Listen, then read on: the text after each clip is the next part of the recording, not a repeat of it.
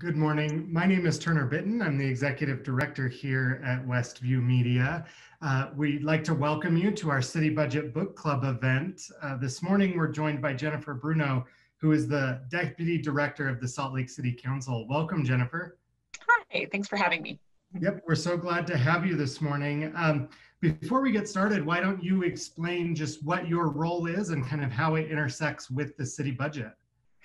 Great. Like you said, I'm the Deputy Director of the City Council staff, and during the budget process, my role is essentially to orient the council to the way the budget is put together and help them align the budget with their priorities.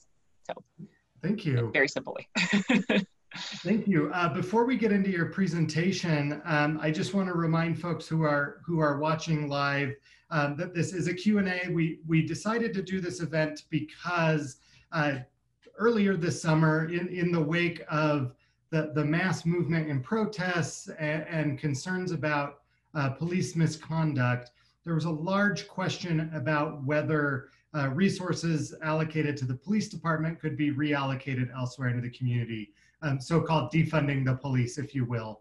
And there were a lot of questions about the budget process. And so we wanted to welcome you just to give information about the city budget process, the ways that folks can engage with that process, and then any other information that viewers had questions about. So I think what we'll do to get started is, I believe that you have a presentation prepared, and we'll have you start with that, and then we'll get into the Q&A portion.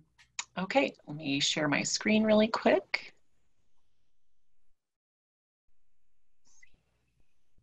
Here we go. Okay, this is a presentation that we actually put together to orient incoming council members about how the budget works and how the budget process works. And so that's the intended audience, but of course, this book club concept, it seemed fitting to kind of use it as a basis. This is really core to what I believe is that the budget is an expression of your priorities. And so even though the city has certain things that are required by state law, the council and the mayor really express their priorities through the budget. And that's sort of the most real way that citizens can see the priorities of the city. So this is why the budget matters. It communicates the priorities of these elected officials. Of course, funding core city services, right? The garbage has to get picked up. And it's where citizens are most likely to see changes year to year in a city. And it sets a plan for the next year. And core to the council's belief is that the discussions on the budget are public and transparent. Some of that is required by state law, but a lot of it is just the council's sort of core values. So talking really quickly about the timeline of the budget, one thing that people might not understand who don't interface with our government a lot is that we have a two-branch form of government. We have the mayor, who's over the administration, and the council, who's the legislative branch. And so much like the president proposes a budget to Congress and then Congress deliberates it, the mayor proposes a budget to the council and then the council deliberates it. So this slide really goes over the mayor's portion of the process, which starts in January. Sometimes it even starts earlier than that. But in January, the finance department is putting projections together, thinking about how much revenue they might be working with in the coming year.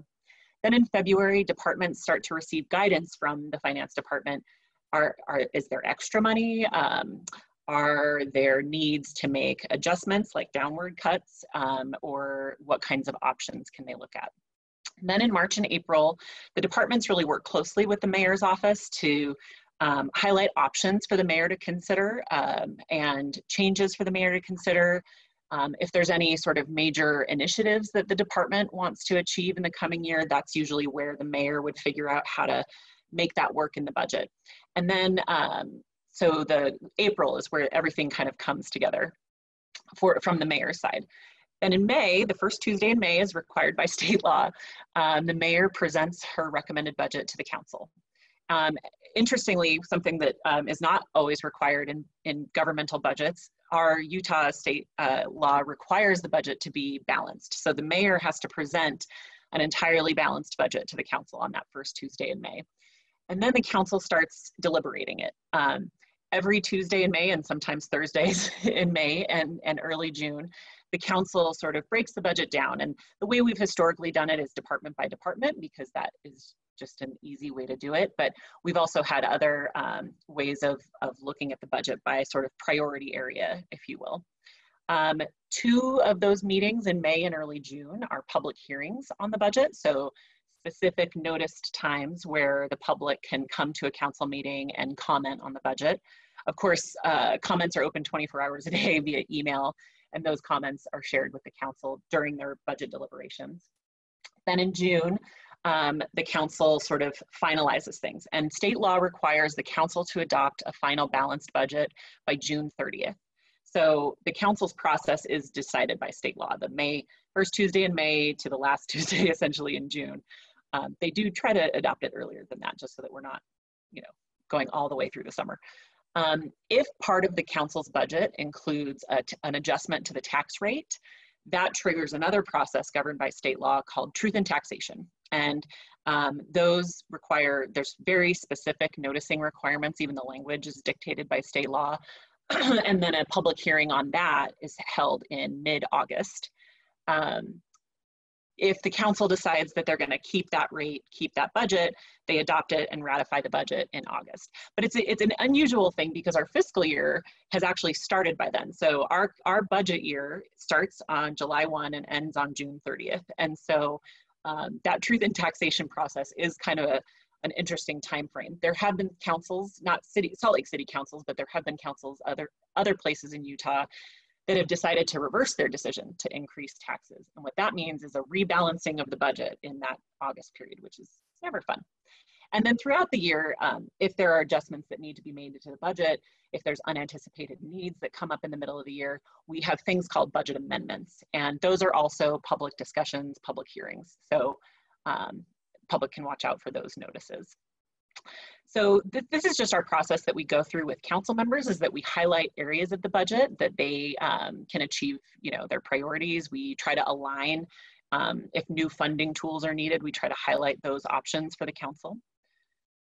And okay, so one thing to understand is that there's different kinds of funds that make up the quote unquote Salt Lake City budget. Most people think of the general fund when you think of city budget, but in actuality, that's not the biggest fund in the city. In actuality, it's the airport fund. And that's an entirely separate fund from the general fund. And all of these funds are sort of charged with doing different things. So public utilities is charged with the water, sewer, stormwater. The airport is obviously charged with running and managing its own airport. And then the general fund is charged with public safety and streets planning, things like that. So one way to think about funds is like silos, and the council and mayor are over all these silos, and they're responsible for adopting the budget for all of these silos, but the silos can't share. This is just a snapshot of some of the funds. This isn't all of the funds, but it's highlighting that different funds are funded through different revenue sources. And that's a really important thing to understand when you talk about trying to align funding tools with what the need is, right? Because in some cases, like public utilities is almost entirely based on user fees. So their budget is set based on how much water people are using in a very kind of oversimplified way. But in the general fund, it's a little more complicated. It's partially funded with property tax, which people who own property in the city pay. Partially funded with sales tax, which anyone who does any business in Salt Lake City, if you buy a car in Salt Lake City, you've helped fund the general fund. And so it's important to, when you're talking about the different funds, to think about how they're funded, and when you talk about sort of realigning them. All right, so focusing on the general fund a little bit, our biggest share of the revenue pie is sales tax, which is set by state law. Unlike other states in the country, we cannot adjust it unless the state legislature authorizes us to. A couple of years ago, the state legislature did authorize us to increase by 0.5%, and you'll sometimes see that referred to as funding our future. The council decided to direct that 0.5% towards specific priority areas. But it's important to note that that's a very volatile revenue source. So, you know, there have been years where there's sort of steady increases in sales tax. And then in 2009, I think as a lot of us remember, there was a steep drop off in sales tax in 1 year. And so while we enjoy the good years, we have to plan for the not so good years, like we actually might experience this year. We're hoping not, but it's possible. Then there's property tax, and the council has full control over property tax. So if, let's say state sales tax, or let's say sales tax went down a lot, the council could choose to make up for that by increasing property taxes. But one important thing to note about that is that then that triggers the truth in taxation process. And it's also interesting to know, I'll get to it later, about half of the property in Salt Lake City is tax exempt. So churches, schools, things like that, they don't pay property taxes by state law. And so that burden is felt by that half of the population that does own property in the city that do pay taxes. Then there's franchise tax, which is set by state law, and it's on utilities and that run in the right of way. So like Rocky Mountain Power and Dominion Energy, and those tend to be passed on to users. And then there's other things like licenses and permits and fines, parking tickets, all that stuff is the sort of other category you see there, which the council does have control in some sense about fee setting, but state law requires us to match our fees with the costs that it takes us to actually provide that service. So it's not sort of an unlimited amount. Let's see, I'll skip through that. So some of the tools, when thinking through what tools we might be looking at, we often try to think about what are you paying for? Is it a park or is it staffing? Because then that can tell you how long that money is needed, right? If you're going to build a park, that money is only needed one time. If you're going to hire staff or fund a program, that money will be needed every year in perpetuity. And so that helps us align what kinds of funding tools we can look at. That's the main question there. And then some of the other policy considerations is are who benefits from that funding need or project, and who will ultimately pay for it, and are you accidentally burdening people who are not benefiting from that project or that priority. So that's other policy considerations that we think about. I'll skip over that. This is a chart that we put together, all the different tools. This isn't all of the tools, but these are some of the main tools that you hear about floated in the sort of municipal finance world. But really important to us is understanding how that affects who is paying for that tool, right? Because you can have something called different things, but if ultimately it's a property taxpayer who's going to pay it, it's important to think about that before enacting that tool. There's a whole separate topic of the redevelopment agency, because that's a very unique funding tool we have for the city budget to focus investment in areas that need it. And so I won't spend a ton of time on it, but this chart helps illustrate the concept of an RDA in Salt Lake City or in Utah, which is that the taxing entities are guaranteed their sort of current revenue. That's that green area. And then the RDA uses the orange area to reinvest. And then at the end of the chart, the taxing entities in theory have benefited from that investment, and then they get that money back.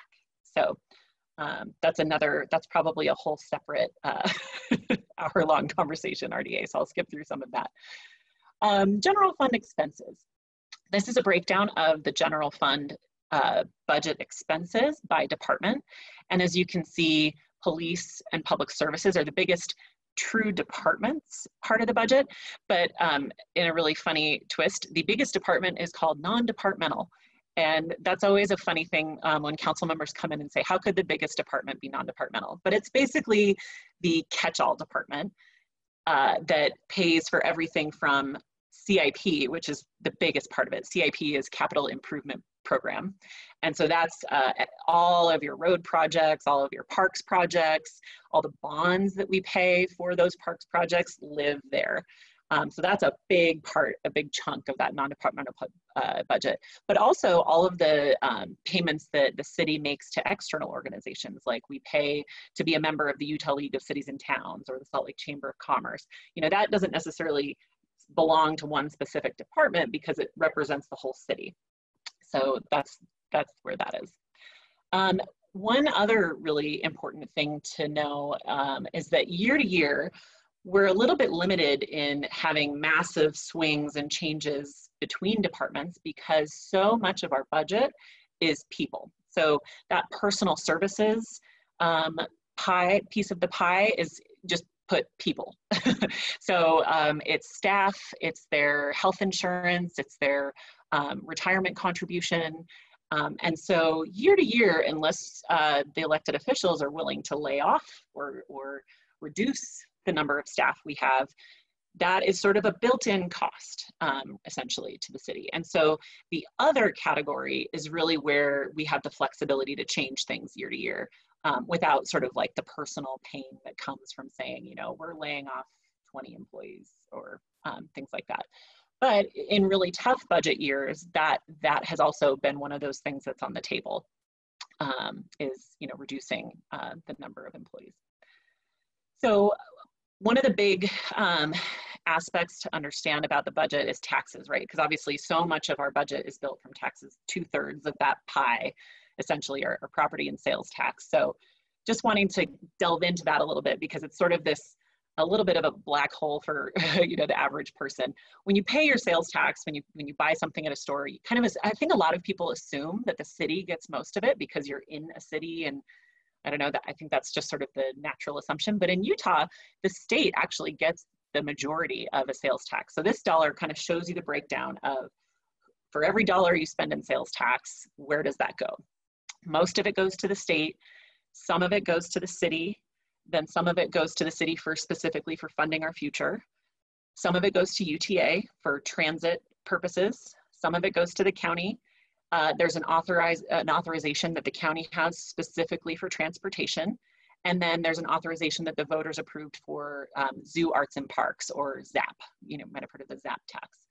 And so all of that adds up to make the tax rate in Salt Lake City, but it doesn't mean that all of the taxes go to Salt Lake City. And this is just an interesting chart to show the proportion of your total property tax bill. If you look at your property tax bill, again, it's one of those things that people assume, you know, if my property tax bill is $1,000, that all 1,000 of those dollars go to the city. But in reality, they go to the city, the school district, the county, the library. So looking at the line item of your property tax bill is a really important thing. Truth in taxation on property taxes is one of these really confusing concepts that's unique to Utah. I think everyone assumes that when the value of their house goes up, that the government, whether it's the city or the county, benefits and that the government gets more money. But in actuality, that's not what happens. In actuality, the rate is adjusted down so that the government gets the same amount of money every year. Now, your property tax bill might go up, but that's because a taxing entity, whether it's the library or the school or the city, has decided to increase your property taxes because they have a need that they need to fill. So year to year, if the city were to do nothing and not touch any of the rates, year to year, everyone's property taxes would be $1,000, regardless of if your house was worth $200,000 or $300,000. Your property tax would stay the same year to year.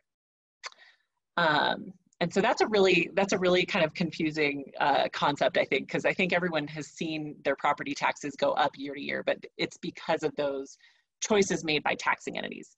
So that said, the city does benefit when growth happens in the city. So let's say there's a vacant piece of land one year, and the next year a brand new office building is built on it. The city does receive additional property taxes from that new development, but our tax code is set up so that the assessor actually goes through and decides, is that new office building truly new growth, or is it just increased value on an existing building? So it's a really time-intensive piece of work that the county does, and we appreciate it. So let's see. One other kind of unique thing to Utah in property taxes is that primary residential properties are discounted. So you're only taxed at 55% of your total value of your house. And I think that that was put in place in order to sort of encourage homeownership. It also means that commercial property feels the burden of tax choices disproportionately to primary residential. Condos, and this is also a really important thing too in terms of policymaking, is that condos are treated like primary residential, but apartments are treated like commercial property. So anytime there's a tax increase, apartments sort of feel it disproportionately than would condo buildings. So I have just like zoomed past all of that. Hopefully that was okay. And I welcome any questions or discussion. Thank you. Thank you very much for your presentation. I apologize for the technical issues. Normally we would transition over to our audience questions. I don't know kind of what's happening on the back end, but I know we were late getting started and I want to make sure that we end on time. I've prepared some questions just based on your presentation. They're kind of scattershot, but I'll try to make them coherent. The first one, I guess, is why does the mayor go first in this process? And as we were talking before we got started, you mentioned citizens could get involved in the budget process now by connecting with the mayor's office. So yep. I guess it's a two-part question. One, why does the mayor go first in the process? And then is it true that citizens can engage in that ahead of time? Yeah, and I wouldn't presume to speak for the mayor's office, but you know, they welcome comment just like our office welcomes comment. So just stating that out front. The process is actually outlined by state code and as it relates to our form of government. So different cities, some cities in Utah have different forms of government where their budget process might look a little different. But in our city, the mayor is charged with overseeing the administration of the city. And so she is in the position to know all of the departments and all of what they need because she's over all the departments and what they need. And so I think there's just a practical part of it, which is because she's over the administrative branch, it makes sense for the people who are in the branch to propose the changes that need to be made each year or the needs that are going on in each department. And so part of it is a state law answer, and the other part of it is just a sort of a practical answer. So yes, so their departments are constantly evaluating their needs and their priorities, and frequently they'll be out in the community asking for input, you know, about different initiatives that they have. And so that's another place where citizens can get engaged. I think there's different master plans going on right now in the Parks Department. Sustainability has another plan going on, and so as you see those sort of calls for input, know that where those plans end up is in line for budgeting, right? Because plans are great and important to set policy for the city, but then if you don't have any money to implement the plan, you know, they kind of sit there. So, yeah. Thank you. So you mentioned that funding our future is essentially a line item in the budget that was created by city council priorities, and was just wondering if you could kind of expand on that and what that, since it's a unique item in the budget, kind of how that came about and what that process looks like. Yeah, so that was authorized by the state in response to the prison relocation. And the council at the time was very hesitant to levy that tax because they didn't want to unnecessarily burden the citizens of Salt Lake City even more without the citizens of Salt Lake City really receiving a tangible benefit from that.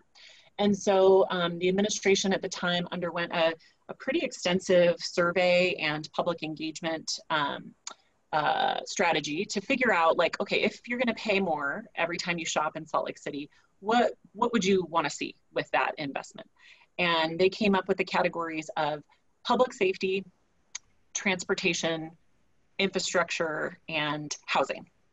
And so those are the four categories that they most often heard from citizens that said, if I'm going to spend more money, this is how I want it to be spent. And so that was sort of the guiding principle. It's not outlined in state law. And so we've highlighted that for the council, you know, every year, that if push came to shove, you know, and things are really tight, those aren't necessarily mandated line items. But the council has been really hesitant to change that just based on the commitment that they made to the public of, yes, you will receive better transportation because of this extra tax. And it actually did result in a contract with UTA for expanded bus service, which was a very unusual thing at the time.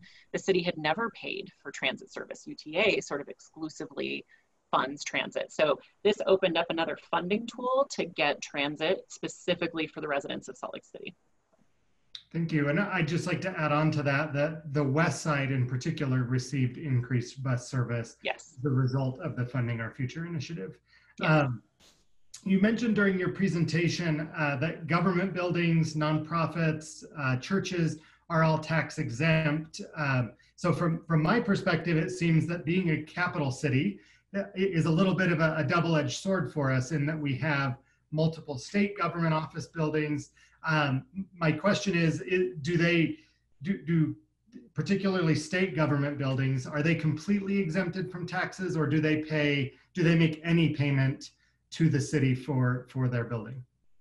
They don't. I think that what a lot of people assume is that the benefit comes by all of those employees who might shop or dine or buy things while they're, on their lunch break at work.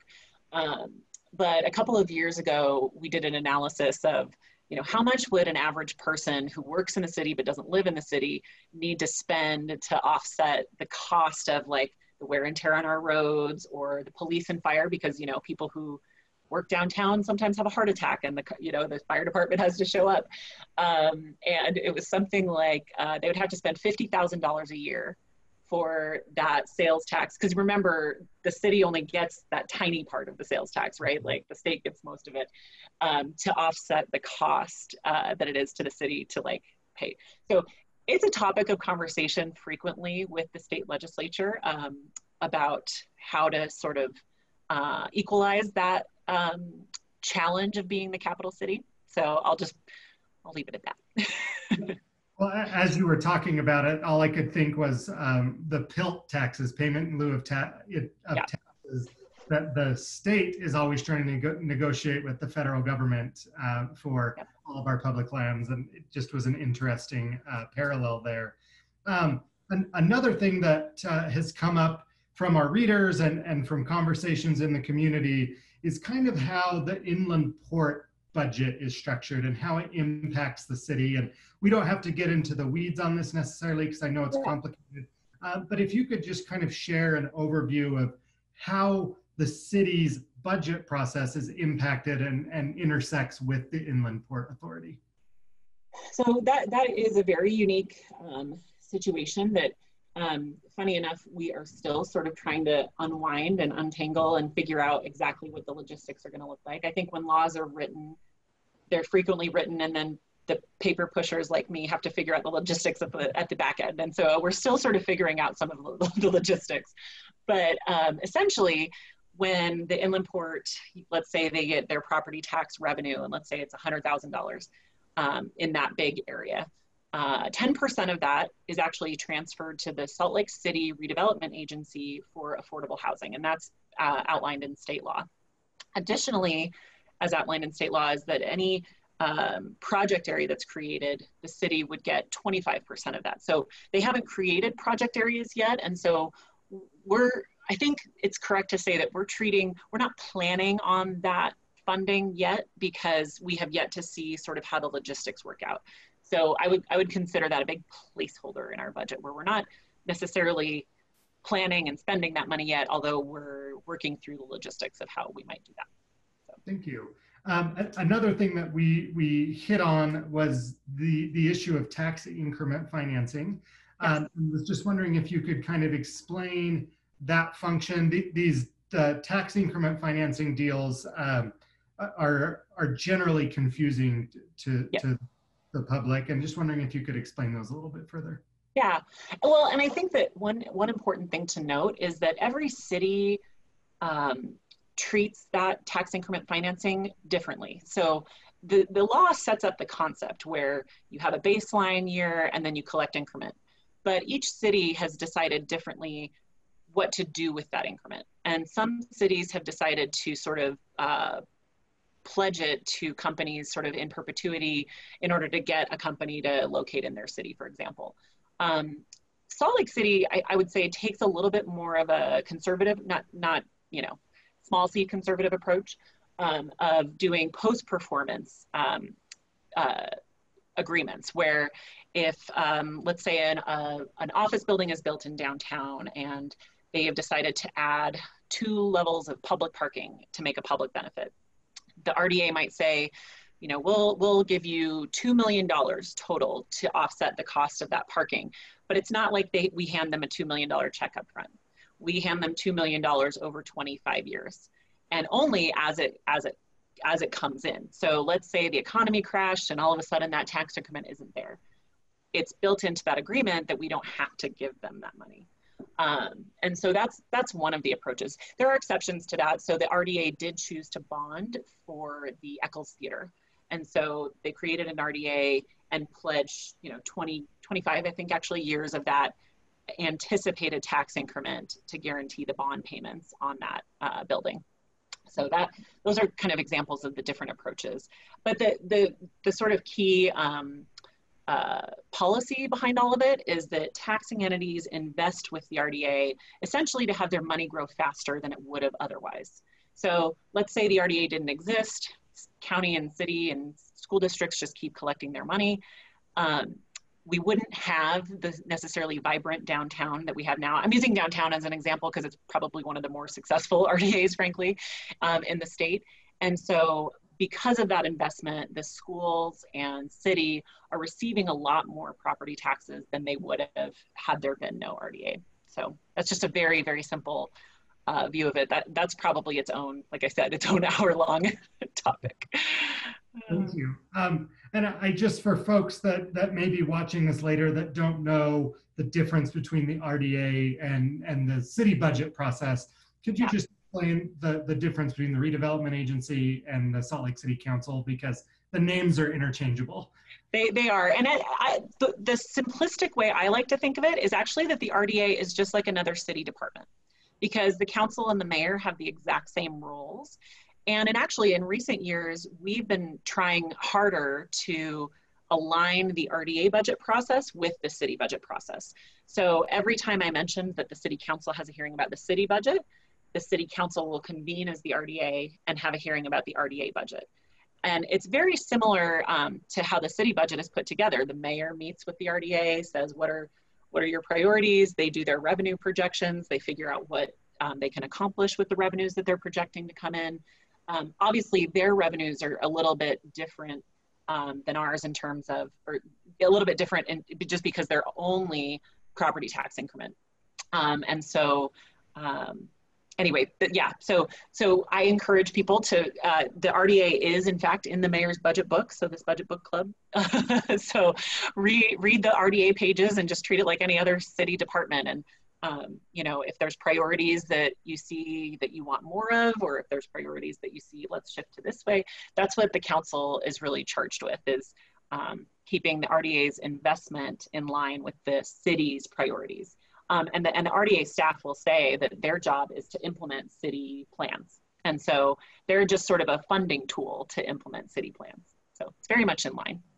Thank you. And I'm going to bounce back just a little bit to tax increment financing and just make sure that we put a fine bow on this, if you will. So my understanding of tax increment financing is that the school board, the city council, the city, all of the different taxing entities get together and they say, we're going to do this project. Let's take the Eccles Theater, for example. And currently that area is valued at $1,000, and after 25 years it will be valued at $5,000. So what we're going to do is we're all going to agree to keep it valued at $1,000 and reinvest all the additional revenue back into that area. Is that correct? Yes, and yes, it is correct. The only clarification I would make is that state law now says that the school board and the county council can decide whether or not they want to invest with the city. So the city officials can make a decision that they want to do an RDA, for example.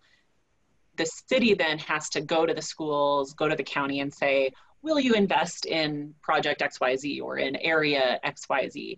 And then it's a negotiation where the schools and the county can really ask the RDA staff and the RDA board, you know, is it worth investing, essentially? I mean, I really do think of it like an investment decision, right? So yeah, the more defined a project is, the better. And then the more it's aligned with the goals that either the school board or the county have, then it's a better kind of negotiation. Thank you. I'll move on. I just wanted to, as we were reviewing the budget, you mentioned that the largest line item in the budget, if you will, is for non-departmental expenses. I'd like to kind of dive into 3 other areas that you mentioned. The first was public services. I believe, which you said was the second largest or third largest? Third, yeah. Third largest. What is public services, and what is within that bucket, I guess? A kind of joking way that we refer to it, but it's actually true, is it's one of those departments that is the department that interfaces the most with the public. So it's parks, streets, public lands, so foothills, things like that. I'm probably forgetting something. But, fleet, so like city vehicles.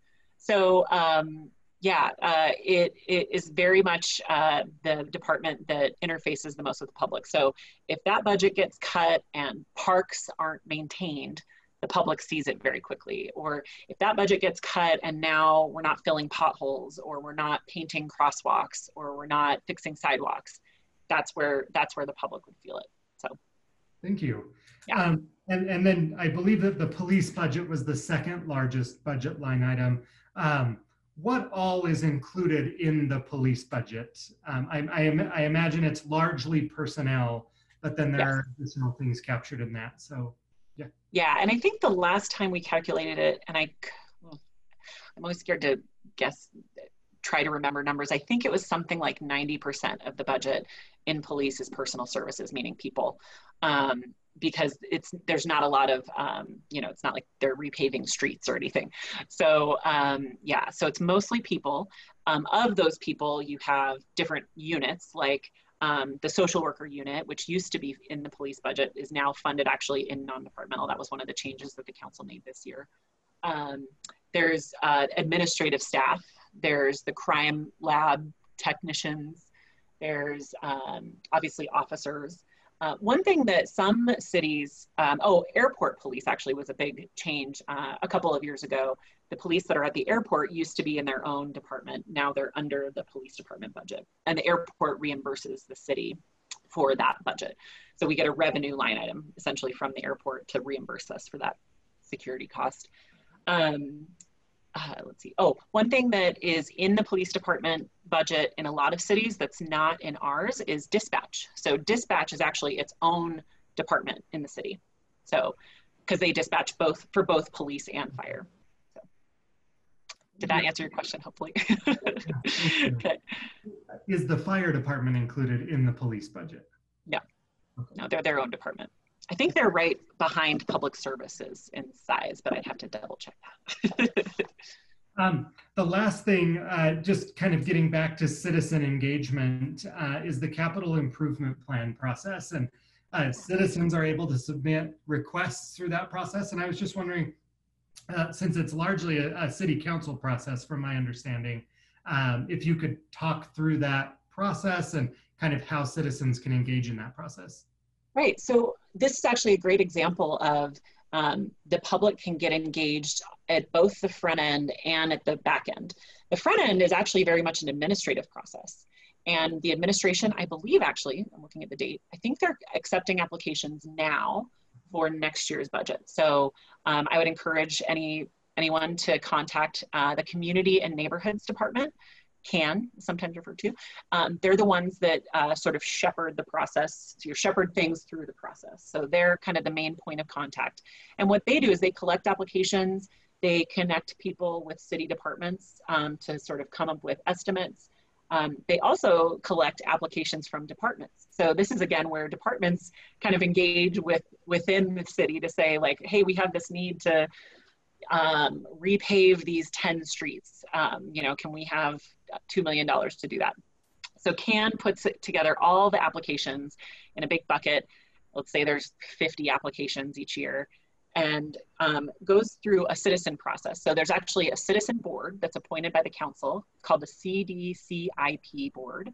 I don't know if they have any vacancies right now, but I think the mayor's website has a link for boards and commissions, because that's another great way to engage, is actually be on these citizen boards. So the CDCIP board goes through, let's say, the 50 applications and makes recommendations to the mayor to say like, okay, given that you only have $5 million to spend on CIP this year, and there's $100 million worth of requests, these are the $5 million worth of projects we think make the most sense. So they make a recommendation to the mayor, and then the mayor kind of considers that recommendation, folds it into her own priorities, and makes a recommendation to the council. And that's actually part of the presentation that's made in May, that first Tuesday in May. So when the council gets the proposed budget, at the same time, the council gets that proposed list of CIP projects. And then that's where your public hearing on the budget also covers your public hearing for CIP. But backing up from that first Tuesday in May, the CDCIP board tends to deliberate in, I want to say, January, February, March kind of time frame. They also evaluate, interestingly enough, the Cdbg budget process, which is its own sort of parallel process that I didn't touch on in this presentation because it felt like so tangential, but that's another place where the community can get engaged. All of the board meetings, so the public can listen. So. Thank you. And just for folks that are watching along, CDBG stands for Community Development Block Grant, and it's federal funding that comes to the city for services and community development activities, correct? Yep. Great. I kind of getting to the end of my questions, but one last one that I wanted to ask is how COVID-19 has impacted the city budget. Was there a need for cuts? Did we see significant drop in sales tax revenue? Kind of how is our budget looking? I would call it an evolving situation. So it's something that the finance department literally watches week by week, month by month. One thing that really helped was the federal CARES dollars that were passed to us through Salt Lake County. And so the city was able to fund some very needed programs and services that I don't think our general fund would have been able to help with. So there was a small business emergency loan program, and I'm probably forgetting, like, there was a rent assistance program. There were a handful of other things that I'm not doing service to, but that the administration worked on putting together, and the council recently approved in a budget amendment. So that's one thing where we haven't seen the cuts, but I'll add yet onto that, because I think that you know, things were trending up a little bit. And then now with a sort of rising caseload, it's interesting to see what that impact might be. One other thing that makes it complicated in terms of the finance department's projections is that we don't actually know our sales tax figures until 2 months after the activity happens.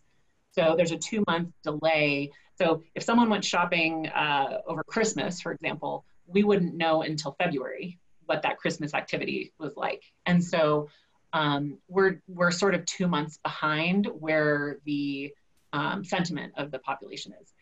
They watch it all the way down to the category. So they track the different categories of sales tax. So while, you know, restaurants and bars might be significantly down, grocery store sales are significantly up. And so it's just one of those week by week, month by month situations. So it's a very odd year for sure. Well, years like this, I'm very glad that I don't have your job. I have to look at those numbers. I just wanted to, there's 2 final topics here. You mentioned during your presentation that you talked about the government benefiting from increased value on homes. And I just wanted to put a fine point on the fact that any tax increase by state law has to go through a truth in taxation process, correct? Yes. Yep. So anytime any entity wants to increase that, they have to go through a public process to increase those taxes. Yes. And property owners actually receive notice of all of those different hearings and how to contact. So that's one of the other requirements of state law, is that we have to provide a contact where if you can't attend that hearing, here's the place where you call. The other thing that's kind of funny is that we're not allowed to schedule hearings on the same night as any other taxing entity within that jurisdiction. So on the back end, just very logistical, our office has to confirm with the county in like January that if we might have a tax hearing, it'll be on this date in August, so that they can plan it out to make sure that the school district doesn't plan a hearing on the same night. So, which I think is a great transparency point of view, so that a citizen can go to both the school board meeting and the council meeting. Absolutely. And then the last thing, we're rapidly approaching November, which is when most people have their property taxes due. And I just wanted to clarify that all tax relief is handled by the Salt Lake County Treasurer. The city does not do any tax relief, correct? That's correct. Yep. So for residents, go ahead. Oh, go ahead. Sorry. I was just going to say, so for residents who are receiving their tax bill right now, concerned about ability to pay, tax relief is handled by the Salt Lake County Treasurer, which we've done a previous event with, and we'll make sure that we share that information for folks looking for tax relief. Yep. Well, that concludes all of the questions that I have prepared. My last question is always, is there anything that I should have brought up or any question I should have asked that I didn't? I guess I would say I'll provide contact information. So if anyone has any rabbit hole questions that they want answered, my email address is just my first name dot my last name at slcgov.com. So jennifer.bruno@slcgov.com. Or you can go to our webpage has what we're calling kind of like a hub about budget information. Our fantastic team put it together. And so our webpage is slc.gov/council. And from there you can navigate to the budget page. And there's all kinds of interesting information there that is hopefully more normal wording than the wonky wording I use. So. Well, I really, really appreciate your time today. You've also shared some great documents that we'll make sure that we attach to the recording about the police budget and just changes to this year's budget. I just want to say thank you for your time today. I apologize for the technical issues we had. It's just apparently going to be that kind of a Friday. It's that kind of year, I think. Well, thank you so much for your time. And when the budget process gets underway after the first of the year, we'll be sure to do another one of these.